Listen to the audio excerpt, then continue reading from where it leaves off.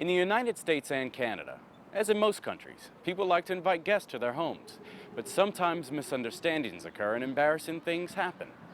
Everyone seems to have a story about a difficult situation involving a guest. We're going to look at some of those stories today, then ask people what they would do in these sticky situations. Let's take a look. I was invited to a party, and I arrived an hour early. I thought it would take me longer to get there. Well, Rebecca came to the door wearing sweatpants and an old t-shirt. Hi. Oh, hi. Rebecca, am I too early? You're the first one. I'm the first one. I could hear the shower running in the background, and of course, not a single guest was there. Wow. Well, we asked some people about what they would have done in this situation. What would I have done? I would have pretended to have an errand to run in the neighborhood, like going to the drugstore, the grocery store, and then I would have told her I'd come back later. If I were him, I would have apologized and then offered to help with things like setting the table. You wouldn't have left? No, I don't think so. And what if the situation were reversed? What would you have done if you were the host and a guest arrived early?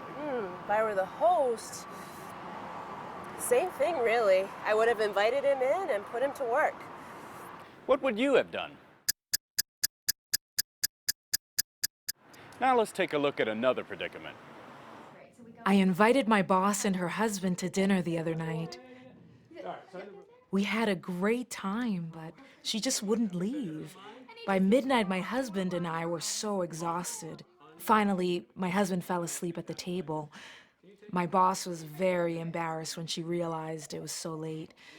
I just never know what to do when a guest won't go home.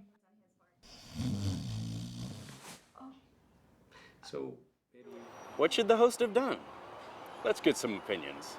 I don't care if she is my boss. I think I would have reminded her how late it was. I wouldn't have done anything, except pretend I wasn't tired. After all, she's your boss. I'm not sure, but I think I might have lied and told her I had to wake up early in the morning. Then I would have thought of some reason. What would you have done? Let's take a look at one last situation. My new neighbor invited me over for lunch. I was a good guest. I came on time, I left on time, I even brought a loaf of bread. It's a good thing, too, because I couldn't eat anything else. You see, the host served seafood, and I hate seafood. I'm not allergic to it, but I really can't stand it. I probably hurt her feelings, but what should I have done? What should the guest have done? Let's see what the people we talked with had to say.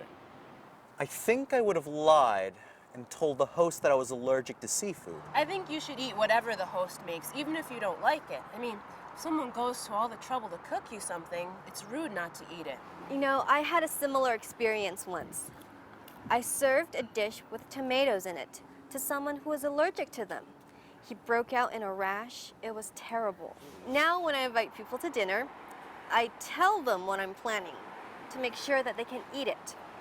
The host in that situation should have asked her guests about food allergies and food preferences before she planned the menu. What would you have done? We've heard a number of practical solutions to some difficult guest situations. Now you should be ready for anything.